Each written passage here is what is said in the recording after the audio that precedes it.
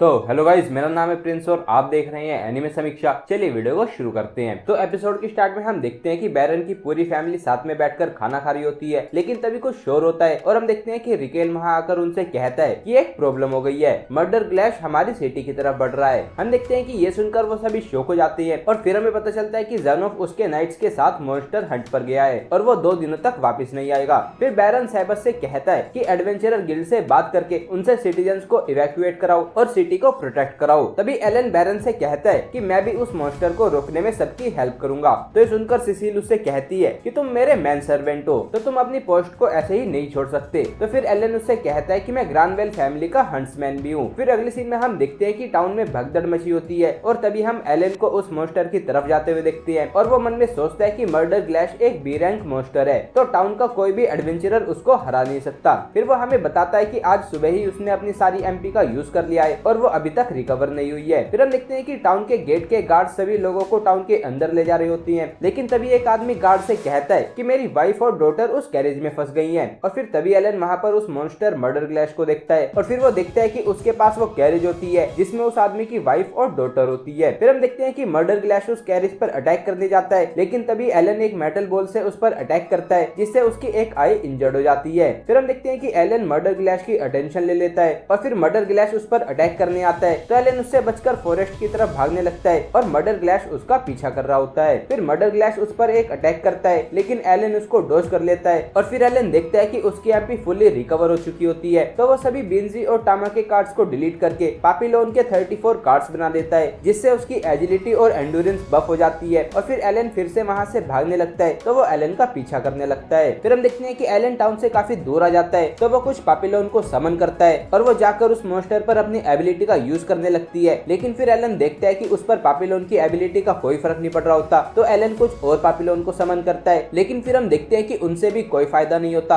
और मर्डर ग्लैश उन पापीलोन्स को खत्म कर देता है। फिर अगले सीन में हम देखते हैं कि अब शाम हो चुकी होती है और एलन अभी भी उससे बचकर भाग रहा होता है। तभी हम देखते हैं कि एलन एक पेड़ के पीछे छिप जाता है, तो मर्डर ग्लैश को वो दिखता नहीं और वो दूसरी जगह पर एलन को ढूंढने चला जाता है, तो एलन बच जाता है। फिर एलन थोड़ा आराम करता है और फिर हम देखते हैं कि वो अपना केप पहन लेता है और घर जाने लगता है, लेकिन फिर तभी हम देखते हैं कि मर्डर ग्लैश वहाँ पर आकर उसको देख लेता है और उस पर अटैक करता है, तो एलन उससे बचकर वहाँ से भागने लगता है। फिर अगले सीन में हम 3 दिन बाद का सीन देखते हैं, जहाँ हम देखते हैं कि अब एलन टाउन तक पहुंच जाता है, लेकिन उसकी हालत काफी ज्यादा खराब हो चुकी होती है और वो बेहोश हो जाता है। फिर अगले सीन में हम देखते हैं कि एलन अब उठ जाता है और वो एक रूम में होता है जहाँ पर सैबस और सिसिल होती है और उसको उठा हुआ देखकर सिसिल काफी ज्यादा खुश हो जाती है। फिर सैबस एलन से कहता है कि ऐसा लगता है कि तुम ठीक हो और फिर वो उससे पूछता है कि क्या तुम्हें याद है कि क्या हुआ था। तो एलन कहता है कि मर्डर ग्लैश 3 दिनों तक मेरा पीछा कर रहा था और फिर मैंने सिटी में वापस आने का ट्राई किया। सैबस उससे कहता है कि तुम्हें ये बात बैरन को रिपोर्ट करनी होगी। तो फिर अगले सीन में हम देखते हैं कि एलन बैरन को सभी डिटेल्स दे देता है और फिर हम देखते हैं कि उसकी बहादुरी के लिए बैरन उसको रिवॉर्ड देते हैं, जहाँ पर एलन को 10 गोल्ड कॉइन ग्रानवेल फैमिली की तरफ से और एक्स्ट्रा 10 गोल्ड कॉइन उस फैमिली से मिले होते हैं जिनको एलन ने मर्डर ग्लैश से बचाया था। फिर एलन उन्हें थैंक यू बोलता है और इससे वो काफी ज्यादा खुश होता है क्योंकि अब वो मिथ्रिल की सोड ले पाएगा। फिर अगले सीन में हम देखते हैं कि एलन के पास मिथ्रिल की सोड आ गई होती है और उससे वो आसानी से एक आर्मर्ड एंट का पैर काट देता है। फिर हमें पता चलता है कि एलन ने उस मिथ्रिल सोड को 25 गोल्ड में खरीदा है और फिर एलन जाकर उस आर्मर्ड एंट का मैजिक स्टोन निकाल लेता है। फिर हम देखते हैं कि एलन एक्सपेरिमेंट करने लगता है, जहाँ पर वो 3 हॉकिंस को समन करता है और फिर वो एक हॉकिंस को वहां से दूर भेज देता है और एक हॉकिंस को वापस से कार्ड बना देता है और फिर एलन कुछ सामान निकालता है और उन्हें एक लाइन से रख देता है और फिर एलन एक बैग में एक फ्रूट डालता है और फिर वो उस हॉकिंस से पूछता है कि इन नीचे पड़े आइटम में से बताओ कि इस बैग में क्या है। तो फिर हम देखते हैं कि वो हॉकिंस नीचे पड़े फ्रूट पर इशारा करता है। फिर एलन उस कार्ड वाले हॉकिंस को फिर से समन करता है और उससे भी सेम ही क्वेश्चन पूछता है, तो हम देखते हैं कि उसे भी सही आंसर का पता होता है और फिर एलन उस हॉकिंस को बुलाता है जिसको उसने दूर भेजा था और फिर एलन उससे भी सेम ही क्वेश्चन पूछता है, लेकिन हम देखते हैं कि उसे सही आंसर नहीं पता होता। फिर एलन एक न्यू हॉकिंस को समन करता है और उससे भी सेम ही क्वेश्चन करता है, लेकिन उसको पता होता है कि बैग में फ्रूट है। फिर एलन एक दूसरी बर्ड पोपो को समन करता है और उससे भी सेम ही क्वेश्चन करता है, लेकिन हम देखते हैं कि उसको नहीं पता होता कि बैग में क्या है। इस एक्सपेरिमेंट से एलन को समझ आता है कि समन क्रीचर इंफॉर्मेशन को शेयर करते हैं, लेकिन वो उन पर ही वर्क करता है जिनको रिसेंटली समन किया गया है या फिर जिनकी कॉपीज क्रिएट की गई है, और जो क्रीचर पहले से समन होते हैं वो इंफॉर्मेशन को शेयर नहीं करते। फिर अगले सीन में हम देखते हैं कि अब एलन 9 साल का हो चुका होता है और ये मार्च का समय होता है और फिर हम देखते हैं कि मिहाई और एलन दोनों आपस में डुएल कर रहे होते हैं। हम देखते हैं कि एलन बड़ी मुश्किल से उसके अटैक से बच रहा होता है और मिहाई उस पर एक के बाद एक अटैक करता जा रहा रहा होता है और हम देखते हैं कि एलन हार रहा होता है, जबकि अब वो लेवल 28 का हो चुका होता है। फिर मिहाई अपने एक अटैक से एलन की स्वॉर्ड को दूर गिरा देता है और वो जीत जाता है। ये देखकर सभी लोग और ज़ेनोफ उसकी तारीफ करते हैं, लेकिन हम देखते हैं कि एलन को हारना अच्छा नहीं लग रहा होता। फिर अगले सीन में हम देखते हैं कि मिहाई को पता चलता है कि एलन ने मर्डर ग्लैश से फाइट की है, तो ये सुनकर वो शॉक हो जाता है। फिर सिसिल उसे बताती है कि एलन 3 दिनों तक उससे बचकर भाग रहा था। फिर थॉमस मिहाई से पूछता है कि क्या तुम उसको हरा सकते हो, तो मिहाई कहता है कि नहीं, बी रैंक मोस्टर मेरे लिए कुछ ज्यादा ही स्ट्रॉन्ग है। फिर हम देखते हैं कि एक नाइट वहाँ पर आता है और बैरन से कहता है कि ड्रैगन माइग्रेट कर चुका है। वो कहता है कि हमने एक एडवेंचरर से सुना कि उसने ड्रैगन को उसका नेक्स्ट कार्नेल फिफ्डोम की तरफ जाते हुए देखा है। तो हम देखते हैं कि ये सुनकर वो सभी काफी ज्यादा शॉक और खुश हो जाते हैं, क्योंकि इससे वो मिथरिल की माइनिंग करने जा सकती है। फिर ज़ेनोफ बैरन से कहता है कि पहले हमें ड्रैगन की नई लोकेशन का पता लगाना चाहिए, उसके बाद मैं मेरे नाइट्स को 4 माइनिंग साइट्स में भेजूंगा। फिर मिहाई ज़ेनोफ से कहता है कि इसके लिए तो तुम्हें सिटी और माइंस के बीच के सभी मॉन्स्टर्स को मारना होगा,